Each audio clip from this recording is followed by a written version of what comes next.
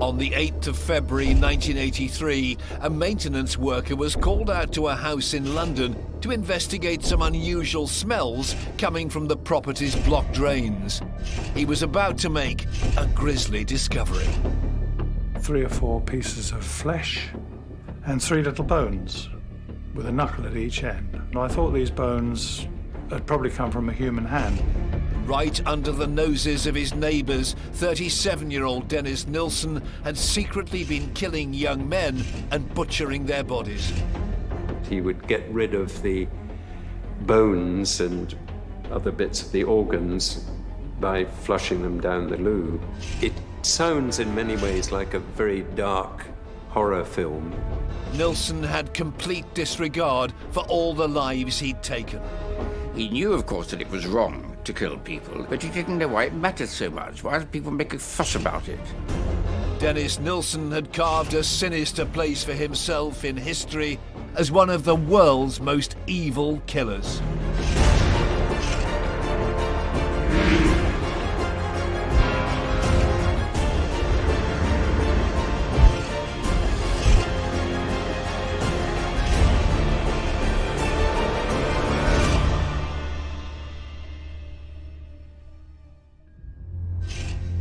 Dennis Nilsen is one of Britain's most prolific serial killers. Over the course of 5 years, during the late 1970s and early 80s, he killed at least 12 men, confessing to as many as 15, the majority of whom have never been identified. Nilsen thought his crimes were simply being flushed from existence by dissecting the bodies piece by piece, boiling them, and then disposing of them down the toilet. But a routine drain inspection at his London home in 1983 would lead to his downfall. We found a number of interesting items which can only be established once pathologists has examined it. Are you satisfied that they are in fact human bodies? This is a possibility, yes. As the public's fascination with the case began to unfurl at a rapid speed, author Brian Masters was determined to understand the man at the heart of the story. Like everybody else, I read in the newspaper that the man had been arrested. It was obviously going to be a very interesting case. There was a likelihood that somebody might write about it in a sensational way, whereas what it really demanded and required was a sober assessment of the state of mind of such a person. Brian contacted Nilsen in Brixton Prison, where he was on remand. I didn't know that you weren't allowed to write to a prisoner awaiting trial on a murder charge, so I wrote to him in innocence, complete ignorance really, and said that I am interested in the case in which you find yourself involved, and I would like to do a study of it, but I would not do so without your cooperation and permission. His first letter to me, the first out of about 2,000, said, "Dear Mr. Masters, I pass the burden of my life onto your shoulders." A life that began almost 40 years previously. Dennis Andrew Nilsen was born on the 23rd of November 1945 in Fraserburgh, Scotland. He spent the early years of his life in this house. According to his mother, he was a quiet boy. Little, if anything, marked him out from the ordinary. After his parents' marriage broke down, he spent the majority of his childhood living in the nearby village of Stricken. His father was largely absent. He grew up with his mother and his siblings and his grandparents, and his family reformed and his mother remarried. So he had a lot of disruption, he had a lot of chaos.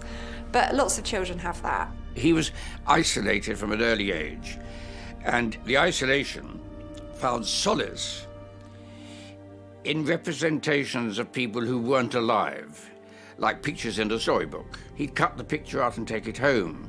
That's what he liked, because that picture couldn't argue with him. It couldn't say no to him. His mother has actually talked about the way that she would cuddle and have, physical warmth with her other children, but she felt repelled by Dennis. She was quite cold towards him. And this was even when he was just a little child. So right from the beginning, he's learning from his mum that he's different and that he's kind of repulsive in a way. Due to the absence of his father and the distant relationship with his mother, Nilsen grew particularly close to his grandfather, who worked as a North Sea fisherman. When he came back from sea, the grandfather would take him down to the beach, and they'd walk up and down the beach, and he'd tell him stories of what happened at sea. His grandfather was the one person he could relate to. This was the one tactile relationship he had, the only person who touched him. But in 1951, Nilsen lost the one family member that he looked up to the most. I firmly hold to this view that the death of his grandfather profoundly affected him. His mother kind of skirted around the topic and said, you know, your grandfather's just not very well and he'll be back. And then when the funeral came around and the body was laid out in the front room of the house, as it often is in these communities at this time, he kind of thought his grandfather was just asleep. So you've got this really traumatic event going on in his life, and he's really struggling to make sense of what's going on.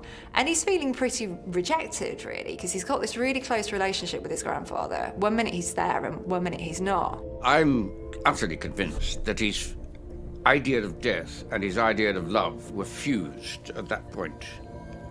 And after that, he could only love people who were dead. The traditional community he was born into would go on to shape Nilsen, and in particular, the way he felt about his own emerging homosexuality. He came from an incredibly masculine community where men were alpha males and they were tough, and they got married and they had children, and that was just what you did. So I think to come from those beginnings really did kind of shape that sense of shame he felt about his sexuality. Keen to remove himself from family life, in September 1961, 15-year-old Nilsen enrolled in the army. He'd had a difficult childhood and had wanted always to be in uniform, it would seem. He joined the army. He was in the Argyll and Sutherland Highlanders. In the time that Nilsen served in the army, he worked as a cook, and during this time he learnt how to butcher and dismember the carcasses of animals. And unfortunately, this is something that he came to draw upon again. While serving in the army, Nilsen began to show signs of unusual and disturbing behavioural traits. He got interested in photography. He would get soldiers that he was in the army with to pretend they were dead, and he'd photograph them then. So it's a slow progression towards disaster, but anybody with a trained mind in psychological behaviour could have spotted very, very early on the development that was going forward. By December 1972, aged 27, Nilsen had left the army and moved to London. He enrolled with the Metropolitan Police as a constable, but only lasted a year before joining the civil service and settling in the north of the city. Unlike the traditional communities in Aberdeenshire where he'd grown up, London had an emerging gay community, and Nilsen found himself confronted by the urges that had caused him turmoil in his adolescence. I think Dennis Nilsen's homosexuality is quite a significant factor when we look at his case, because although homosexuality became legal during his lifetime, there was still quite a considerable stigma attached to it. Nilsen moves to London, a very vibrant, very busy part of the UK, and this is perhaps the place where he feels loneliest. He's a gay man, he's frequenting gay bars and pubs and is part of that scene, but he can't form anything more than a one-night stand, and I think that really does affect him quite badly. In November 1975, 30-year-old Nilsen did manage to settle down and moved in with a man called David Gallican. But after 18 months, the relationship began to fizzle out. I think this is really significant because I think he's come to the conclusion that he quite likes having somebody else around the flat. He likes having a companion to spend time with. And Nilsen's a bit of a narcissist, so he likes having someone around who will kind of pander to him and reinforce him and support him in that way. So what he's got now is a void. There's a gap in his life. He's had a relationship and he wants another one. But unfortunately, he's not the kind of person who can develop a relationship at a normal pace. So this is where we see things start to go spectacularly wrong. Lonely and desperate for affection, Nilsen's lust for company would soon turn deadly. On December the 29th, 1978, he met a 14-year-old boy called Stephen Holmes, and Nilsen knew there was only one way to guarantee his latest lover would never be able to leave him. Stephen Holmes was a very young boy, and he was trying to get himself something to drink at a pub in Cricklewood. Nilsen offered to help out with the drink and then brought him back to his flat. Stephen Holmes was never seen again. In a desperate attempt to stop him from leaving, Nilsen murdered the 14-year-old boy by strangling him with a tie before drowning him in a bucket of water. It was the beginning of a familiar pattern for Nilsen. Essentially, he would frequent the gay pubs and gay bars and would meet men that he found attractive. He would meet men that he wanted to form relationships with, and they would go back to Nilsen's place. His chosen victims, not necessarily all homosexual, but all vulnerable, I think you could say, or susceptible to somebody offering them a bit of comfort or a meal or a drink or whatever. But he obviously had a tendency to go for handsome young men or people who made themselves available to at least just hang out with him for a while. But he didn't have the social skills to maintain a normal relationship at a normal pace in a way that wouldn't send people running for the hills. So the only way to keep people there was to kill them. With Stephen, Nilsen initiated what would go on to become a familiar ritual for him. The modus operandi of Dennis Nilsen was very similar for most of his victims. They would be plied with drink. He would have a tie. By the time the victim was now drunk, almost comatose, going to sleep, he would put the tie round his neck and strangle him that way. And if they were unconscious but not dead, then he would drown them in a bath or a bucket. After that, he would get himself a drink, light a cigarette, and then spend the next few hours looking after the body. He would get them out and he would sit and watch television with them. He would clean up the bodies. He would clean it, dry it, dress it, put it comfortably in a chair. He would speak to the corpse in the chair. These were his pretend friends. So what we've got going on here, there isn't like massive sexual depravity. What he was creating was a picture of domesticity. He would sit there and watch television with them. So he's killing for company, but in the most grotesque way. It sounds in many ways like a very dark horror film, the way that he behaved. And I think that was part of the fascination with him, which exists to this day. Dennis Nilsen's murderous career would continue undetected for 5 years. I think one of the reasons Dennis Nilsen got away with it for so long was that even at that time, which is post the legalization of homosexuality, the disappearance of young men who were gay was not treated with the same amount of respect and energy as the police, I think, would treat it nowadays. When we look at the time that Nilsen's in London, I think homosexuality still is very much in the shadows at that time. So there are particular parts of London where the gay scene is happening, but it's still quite underground. It's still something that's seen as seedy. Nilsen's private social life was in stark contrast to his public one, working as a civil servant. All the time that he's carrying out these killings, he's holding down a perfectly normal job. And occasionally, he has to take a day off work to dismember the body. His colleagues at work would have no idea that Dennis Nilsen taking a day's sick leave was actually carrying out the hiding of a crime. All of us, to some extent, are two people. There's the one we display, we show to even family and friends, and there's a secret one, which we only ever admit to ourselves. And we try to keep it well hidden. When the other self came to the fore, it took possession of him. He was possessed by this other self, and he could not prevent that other self behaving the way it wanted to. There are quite a lot of different factors that influence Nilsen's journey towards serial murder, but I think it was all rooted essentially in a sense of shame. He didn't like who he was. The person that he was wasn't someone who was socially acceptable, so he spent his entire life trying to become somebody else, and I think that's what's at the root of all his problems.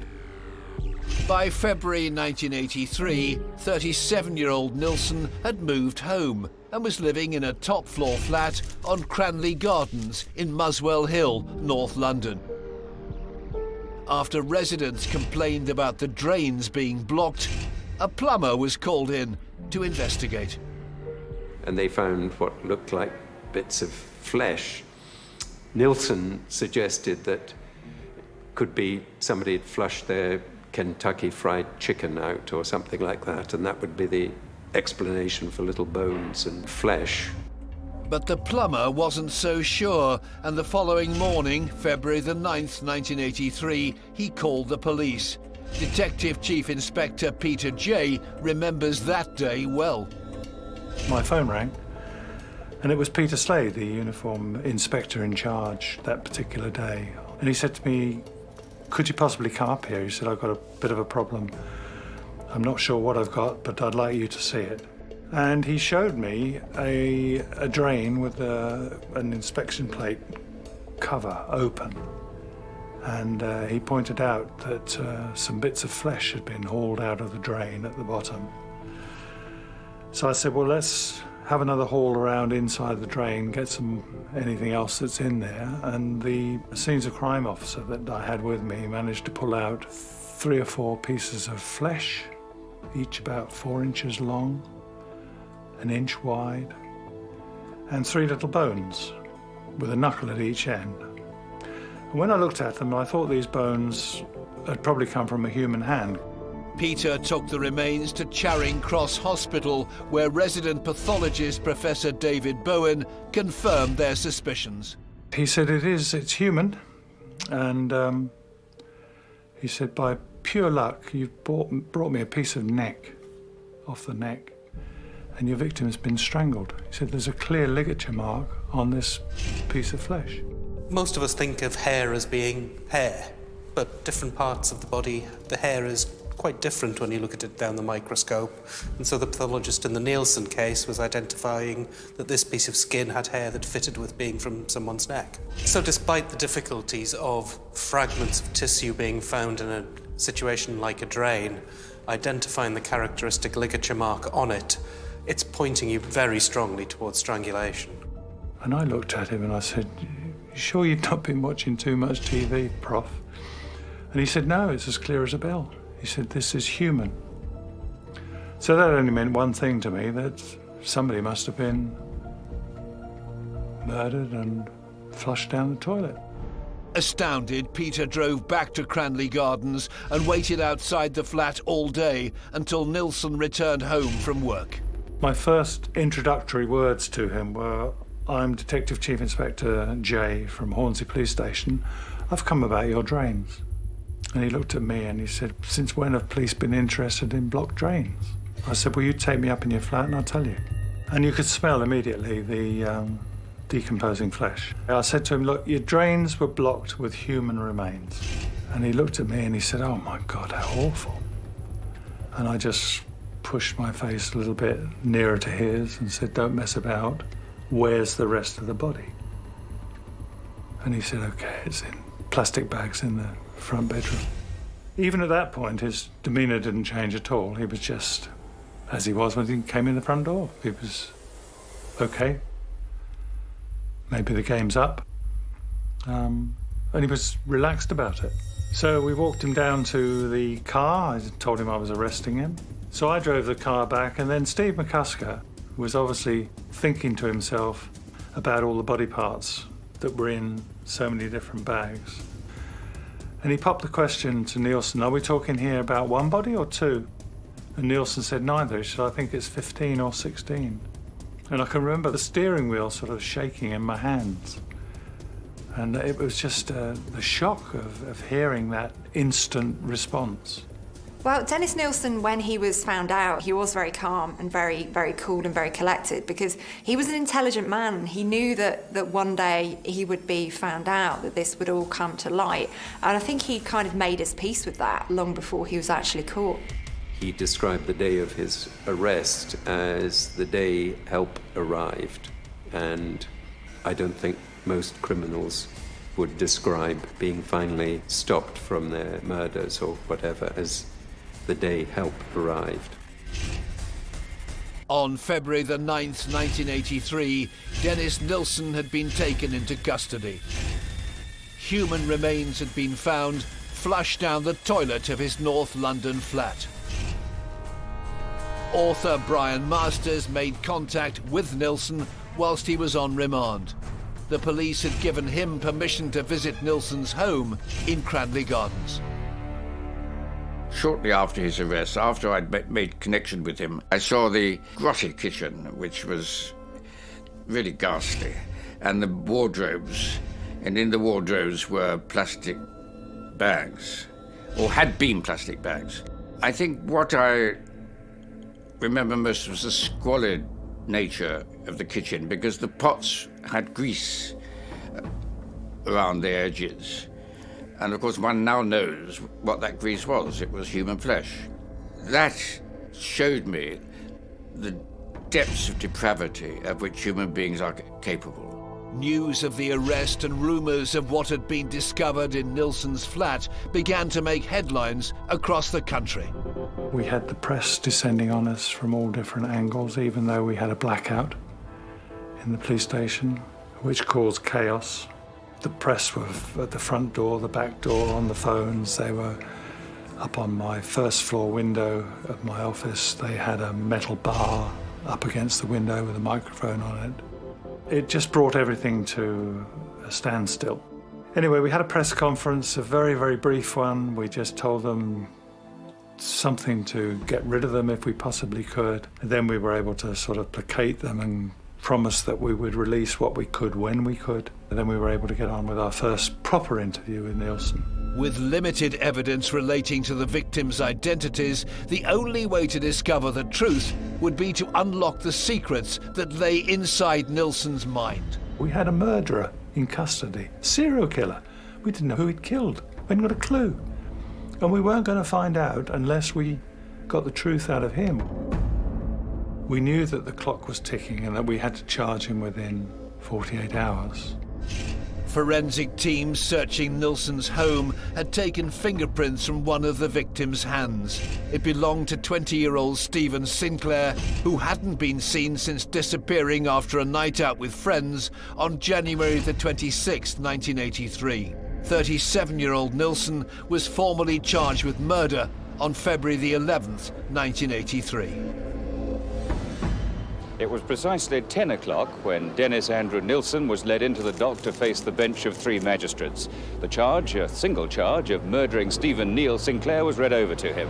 There were objections to bail and no application was made. And he was remanded in police custody until Wednesday the 16th of February. At just 1 minute past 10, he was taken down to be driven away at some speed in a police van.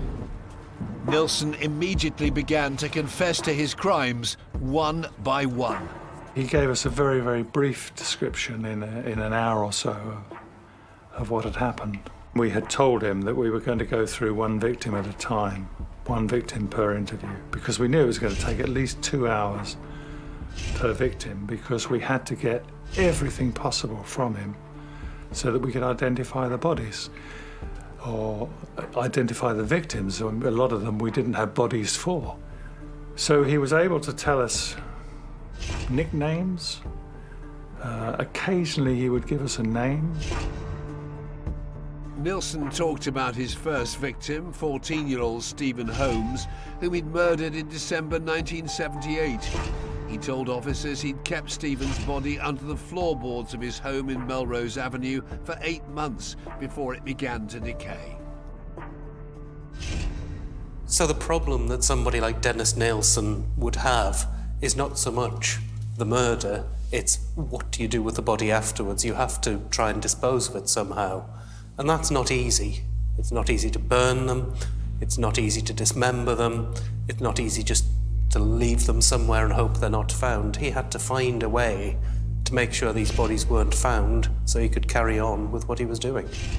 Nilsen cut Stephen's body into pieces and then constructed a makeshift bonfire in the garden where he burned the remains of the young boy.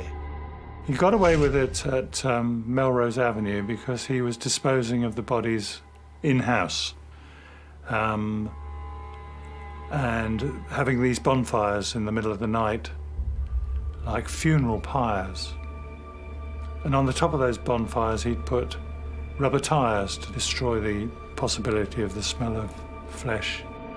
After disposing of Stephen Holmes's body, Nilsen went out looking for company once more. He confessed to murdering 23-year-old Canadian tourist Kenneth Ockenden on December the 3rd, 1979. And 6 months later, in May 1980, he struck for a third time, killing 16-year-old homeless runaway Martin Duffy. Nilsen kept both Kenneth's and Martin's bodies in his flat together for as long as he could, storing them under the floorboards. He would keep them in different parts of his house or in the bath. And that's in complete contrast to the normal killer who wants to get rid of the body as quickly as possible, who doesn't want to be associated with it, who doesn't want any traces of it around. One of the 16 interviews that we did on him, he was talking about putting yet another body under the floorboards in Melrose Avenue. And I interrupted and I said, hold on a minute. How many bodies did you have under the floor at any given time? And he looked me up and down. He said, I don't know. He said, I never did a stock check. Nilsen confessed to killing at least 5 other men in 1980. However, only one of them, 27-year-old Billy Sutherland, has ever been identified.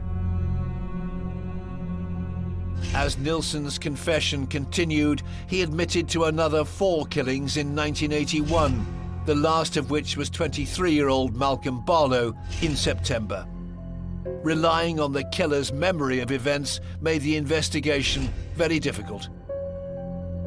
Nilsen would tell us that he had murdered a young man of about 20 years old who had a tattoo around his neck, and he'd strangled him, and he'd give us a full, detailed account of how it all happened. But we had absolutely no idea at all as to who he was talking about. You can't really charge a prisoner with killing a person unknown.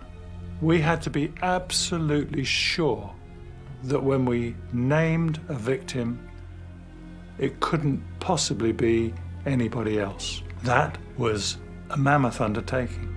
When he was telling the police, confessing, some of them he identified by strange memories. One he described as a skinhead that he met in the West End. Another was a young man from Northern Ireland. The omelette boy. This is the man who he cooked an omelette for before he killed him. One of these victims was identified. 27-year-old Graham Allen went missing in September 1982. His son, Shane Levine, remembers the day his dad didn't come home. I was only 7 years old. My father was a drug addict. He wanted money for drugs. And there was a bit of a fight, a bit of an altercation. And my father was screaming for money through the window. My mother said no. And my mother's last words was to tell him to never come back again. And he left that night and he never came back. My mother, she was sure that something had happened. It was quite a violent relationship. And they would often split up or have arguments. He would disappear, but he would always make contact. And this had gone on for weeks, months. There was no contact. And my mother thought the worst at that moment.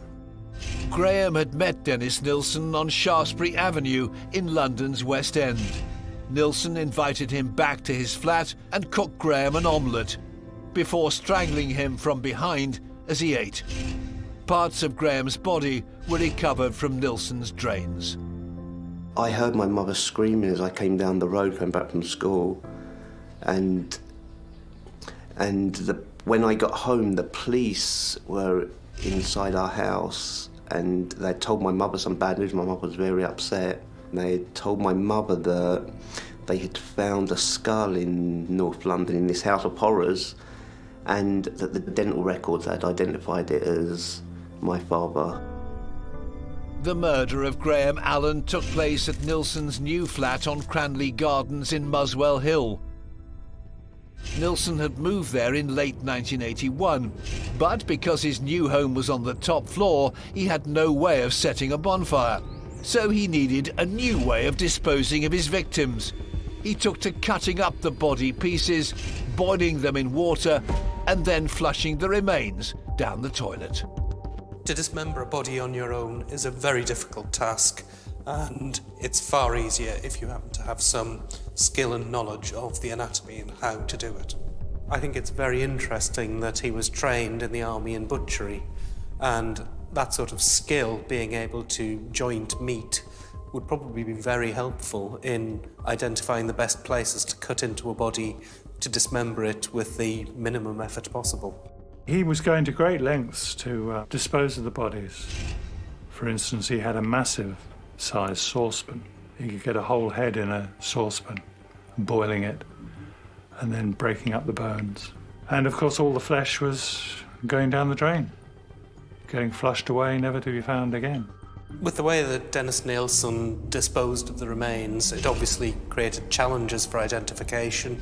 But often if you find a part of a skull or a part of a bone that's clearly human, then it points you towards the body being that of a person, and identifying characteristics such as teeth, maybe old healed fractures, can give you an idea of who it is if you compare that to a missing person. We needed his assistance. If we came up with an idea as to the possibility of the identity of one particular chap, and we got a photograph, we needed Nielsen to look at it and say yes or no. Nielsen eventually confessed to 15 murders, 12 at his first home in Melrose Avenue, where he burnt and buried the remains of his victims, and 3 at his flat in Cranley Gardens, where he boiled and flushed them down the drain. But he certainly said to us, I think if you hadn't caught me now, it wouldn't have been 15, it would have been 150. And I think he was probably right, actually. Peter and his team had the arduous task of preparing for a trial, and they had a new problem. Nielsen's defense team were going to plead insanity. If investigators couldn't prove that Nielsen knew exactly what he was doing, there was a good chance that he may get away with murder. As the grisly facts surrounding the story hit the press, the British public were left stunned. We found a small piece of jaw and some teeth attached to it in the rear garden of the premises at Melrose Avenue.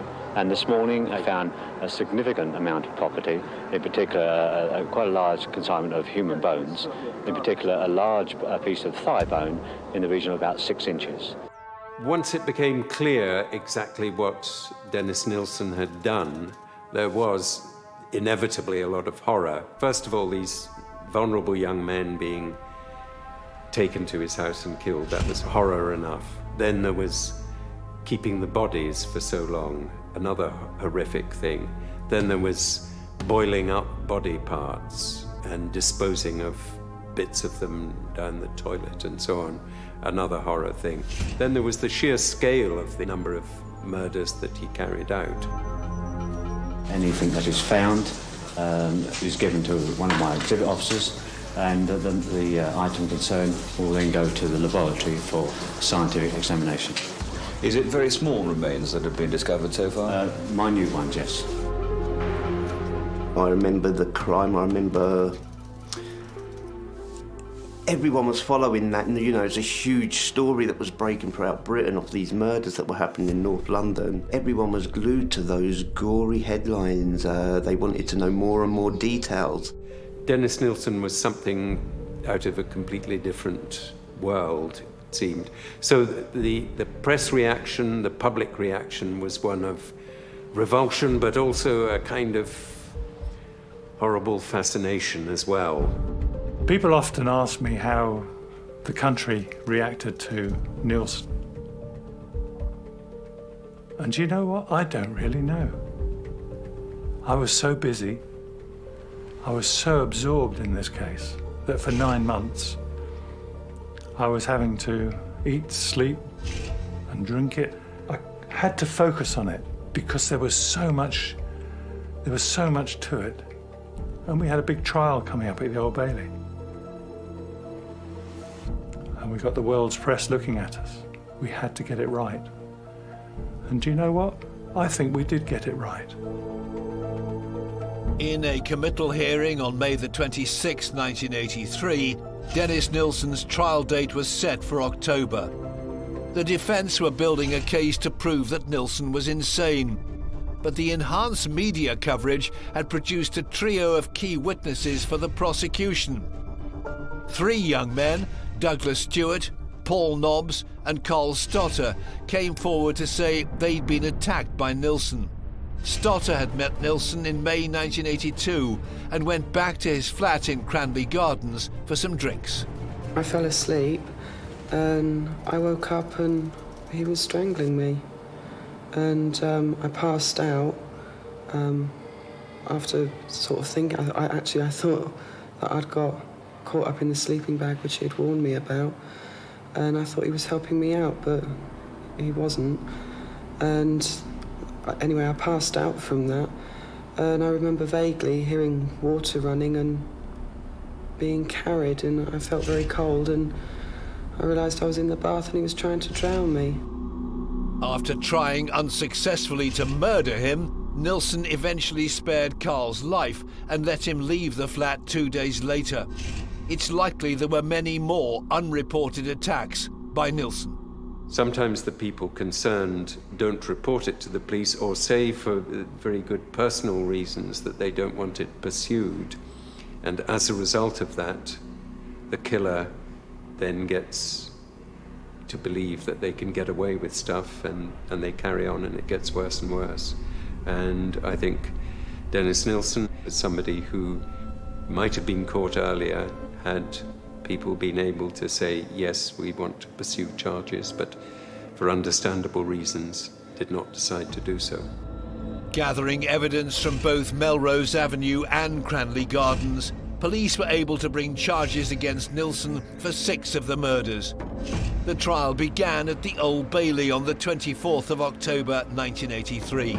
Even after the lengthy confessions, Nilsen's defense team had decided to plead not guilty to all the charges against him. The defence wanted to plead guilty to manslaughter on the grounds of diminished responsibility when we got to the Old Bailey.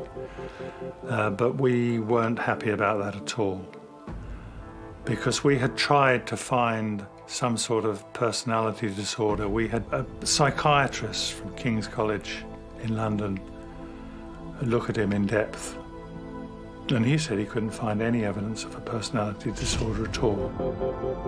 Well, when we look at insanity pleas, essentially we're looking at how much control that person had over their behaviour.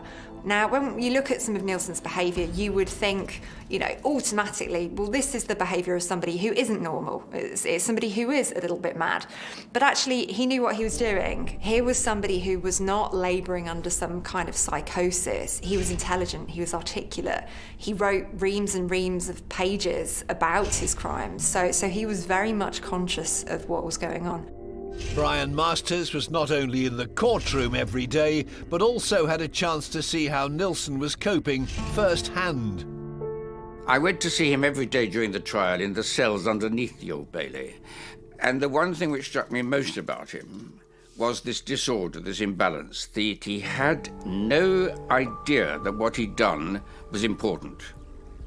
He knew, of course, that it was wrong to kill people, but he didn't know why it mattered so much. Why did people make a fuss about it? Psychiatrists on both sides gave their opinions on Nilsen's state of mind. The court also heard extracts from the extensive interviews conducted by police with Nilsen and testimony from the survivors. It was left to the jury to decide whether or not he had the capability to form an intention to kill, and he was found guilty of murder on all counts. When the jury came back into the box and the foreman of the jury stood up to give his verdict, there was a feeling in the courtroom that, thank goodness, that's over. We can go home and be cleansed now. We've listened to so much squalid evidence that we feel contaminated slightly. So everybody wanted to go home and wash. On the 4th of November 1983, Sir David Croom Johnson sentenced Dennis Nilsen to life imprisonment. He would have to serve at least 25 years before he'd be considered for parole. In 1994, the Home Secretary made the decision to change Nilsen's sentence to a whole life tariff. He died in Full Sutton Prison on the 12th of May 2018. He was 72 years old. He knew perfectly well he would be found guilty, and he knew he deserved it. He knew he should be. I think he was secretly relieved that he didn't have to make decisions anymore. All the decisions he'd made in the last few years were wrong. Now in prison, decisions would be made for him. I just don't understand how this could go on and nobody knowing anything. I mean, I don't know any but these 10 years of his life, and I can't see what was happening to him. Something must have happened to him, because it's not my Dennis that's doing it. Not the boy I knew that's doing these things. He's always my son. And that's why I want him to know that we're all concerned about him. And I just hope he'll get some help to cope with the situation he's in.